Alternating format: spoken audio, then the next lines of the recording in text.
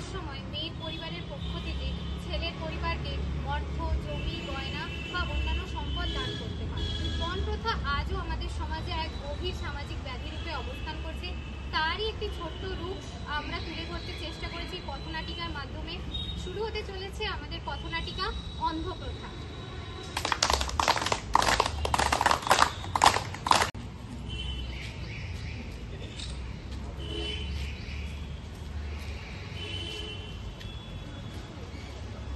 দেখুন, ওই রূপ আর গুণ দিয়ে না পেট ভরে না। আমার ছেলে সরকারি চাকরি করে, ঘর না নিলে বিয়ে হবে কিসের জন্য? দেখুন দিদি, আমার সামর্থ্য সীমিত, আমার কাছে যা আছে আমি তাই দিয়েই দেবো। আমরা শুধু মেয়েকে একটু সুখী দেখতে চাই। না না, এরকম বললে হবে না। আমার ছেলে চাকরি করে, সাথে 10 লাখ টাকা পণ চাই, বাইক দিতে হবে, আর অনেক কিছু। এ যুগে পণ না দিলে ছেলেকে মান থাকে? মেয়ের বিয়ে দিচ্ছে আর সামান্য কটা টাকার জন্য এত দর কষাকষি করছে। সেই না সেই বাইক আর সোনার গয়না তো আজকাল জল খা। কিন্তু হ্যাঁ হ্যাঁ, 10 লক্ষ টাকার বাকি সব তো চাই। কিন্তু এত টাকা পাবো কোথা থেকে? দয়া করে আমাদের উপর একটু করুণা করুন। করুণা দিয়ে বিয়ে হয় না, পণ দিলে বিয়ে হবে, না হলে এ বিয়ে হবে না। আর তাছাড়াও একটা সমাজে মান সম্মানের ব্যাপার আছে তো নাকি? দেখ কেমন পণ চাইছে। এসব কিন্তু অন্যায়। এখন বেশি কিছু বললে পরিস্থিতি আরো খারাপ হয়ে যাবে। শ্বশুর জীবনটা বুঝি শেষ হয়ে যাবে। এ বিয়ে আমি করব না। যেখানে পণ দিয়ে সংসার শুরু হয় সেখানে ভালোবাসা থাকে না। এই অন্যায় আমি মেনে নেব না।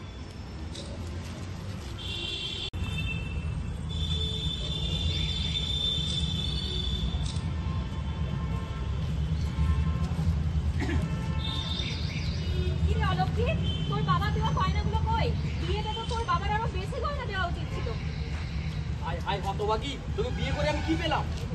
সামান্য একটা গরিব ঘরের মেয়ে, একটা সামান্য কাজও করতে পারে না। ওসব কথা বাদ দাও। আমার ভাইজিকে আন, যে অনেক পণ নিয়ে আসে। তোর বাবা যদি পণ দিয়ে পাঠাতো তাহলে তোকে বাড়িতে তো কাজ করতে হতো। আবার চুপ করে দাঁড়িয়ে আছিস কেন? যা রাতের খাবার রান্না করবি, যা। আমাকে একটু সময় দিন, আমি সব কাজ করে দিই।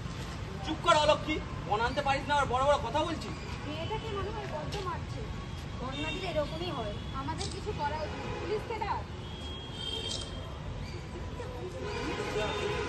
পুলিশ হয়?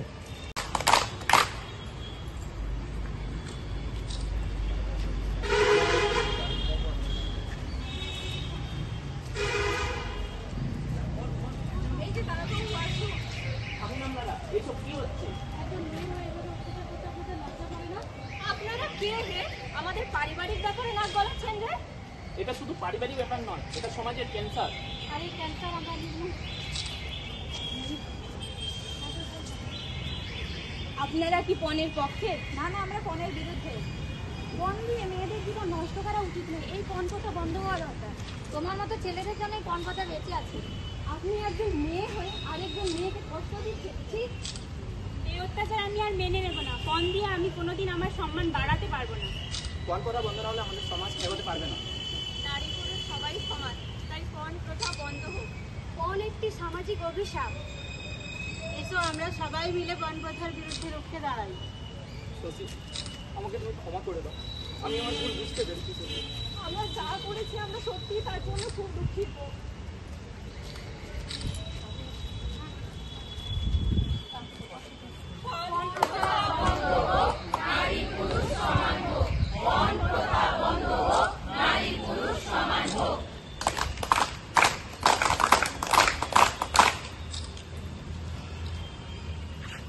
থামবে কবে, থামবে কবে, থামবে কবে, পণের জন্য অত্যাচার থামবে কবে, থামবে কবে, থামবে কবে, থামবে কবে, পণের জন্য অত্যাচার থামবে কবে।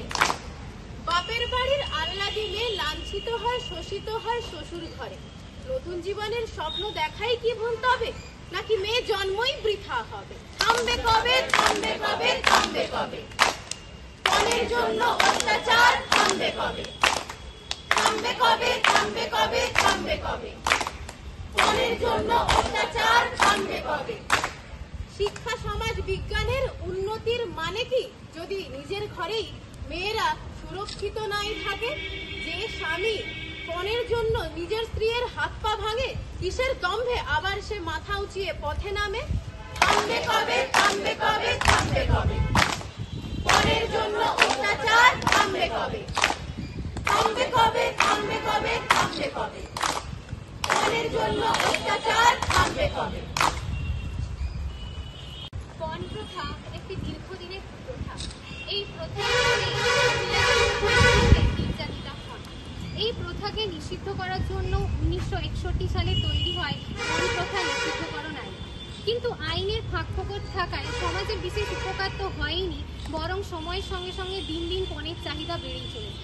আর এর সঙ্গে বেড়ে চলেছে বধূ নির্যাতন, আত্মহত্যা, খুনের মতো ঘটনা। সম্প্রতি গ্রেটার নয়ডাতে একটি গৃহবধূকে এই অতিরিক্ত পণের চাহিদার জন্য জীবিত পুড়িয়ে মারার ঘটনা আমাদের সামনে এসেছে। তাই আমরা এই ছোট্ট পথনাটিকার মাধ্যমে আপনাদের সমাজে সবাইকে একটা বার্তা উপহার দিলাম, বার্তা আপনাদের সামনে উপস্থাপন করলাম। বিয়ে হোক ভালোবাসার, পণের নয়। নমস্কার।